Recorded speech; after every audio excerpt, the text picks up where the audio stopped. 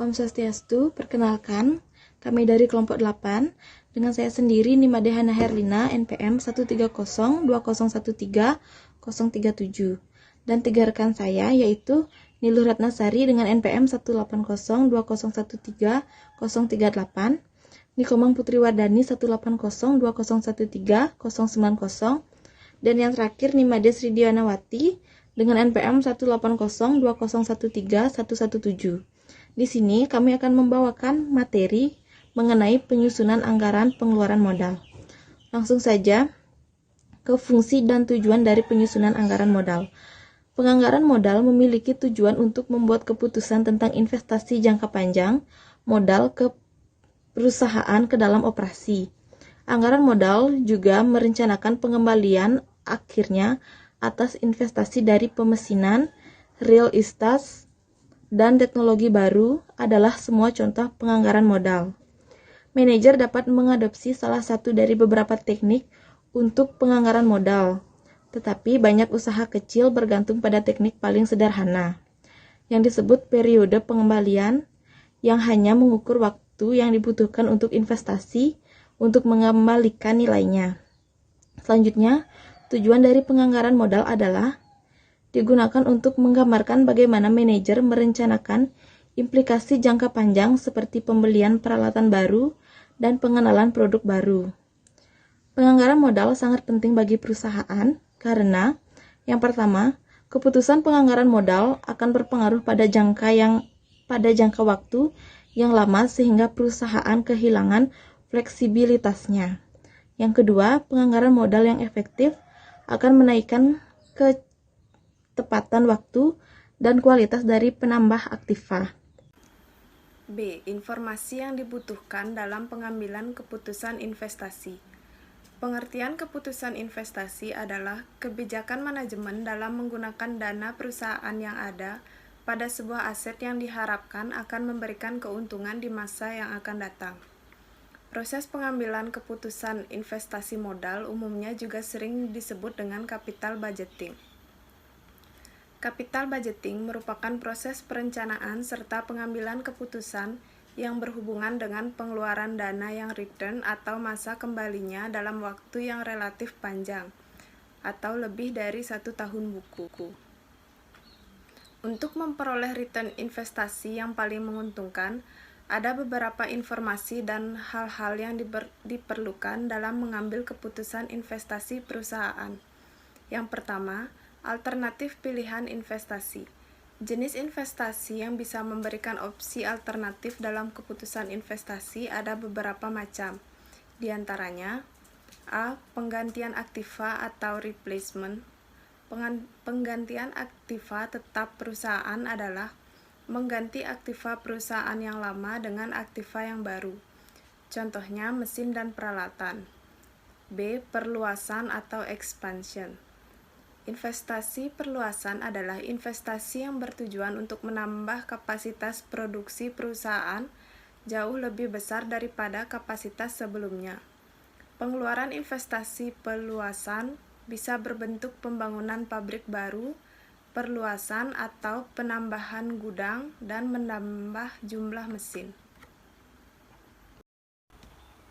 C. Investasi yang tidak dapat diukur atau non-measurable profit investment.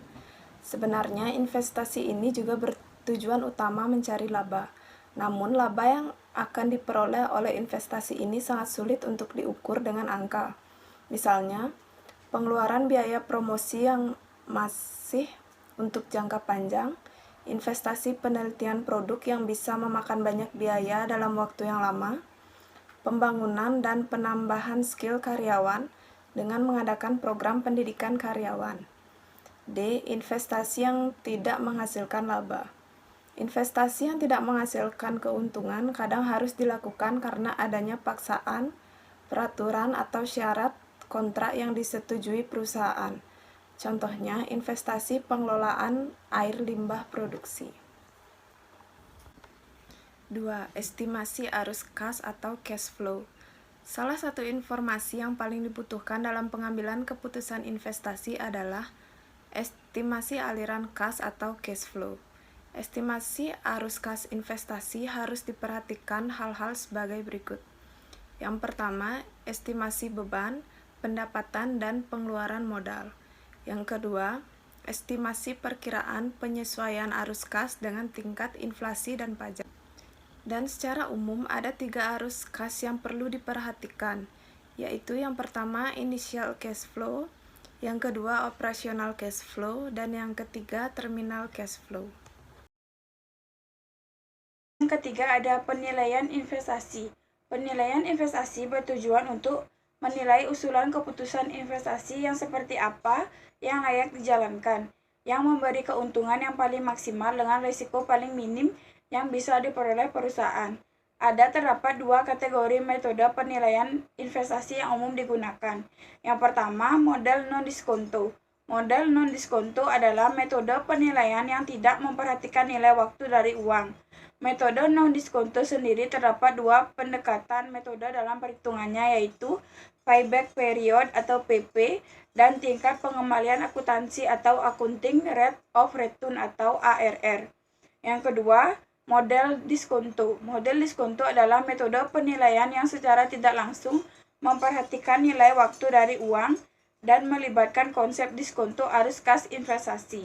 Metode diskonto memiliki 2 pendekatan metode dalam perhitungannya, yaitu net present value dan internal rate of return. Selanjutnya yang keempat ada penilaian kembali investasi yang diputuskan.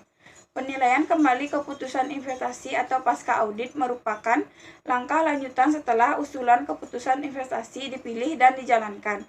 Pasca audit bertujuan untuk mengetahui kinerja dari sebuah investasi yang dijalankan, sesuai dengan apa yang diinginkan atau tidak, mengevaluasi investasi, dan bila perlu mengusulkan adanya tindakan perbaikan, atau bahkan menghentikan proyek.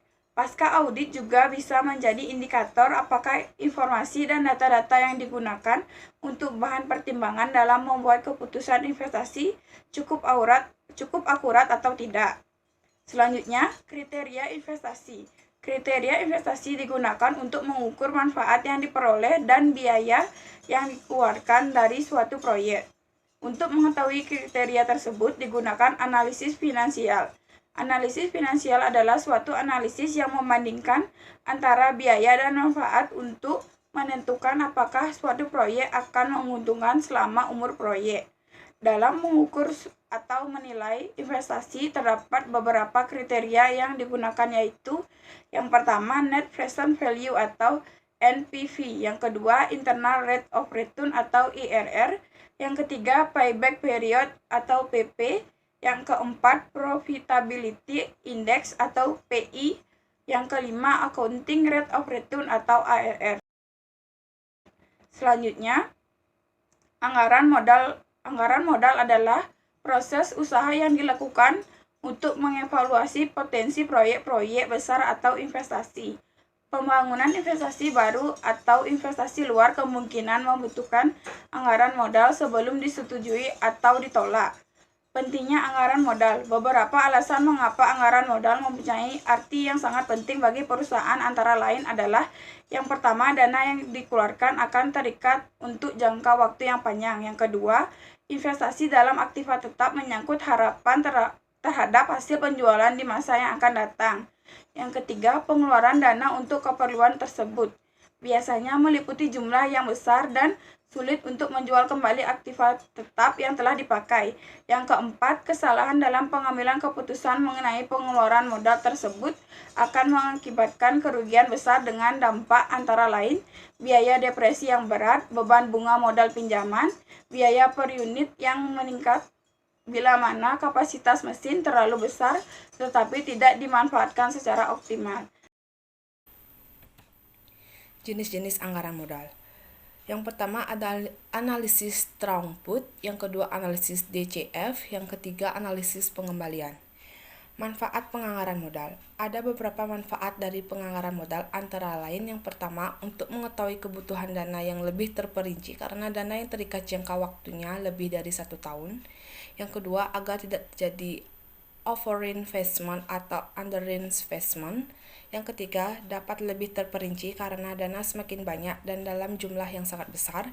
Yang keempat, mencegah terjadinya kesalahan dalam decision making.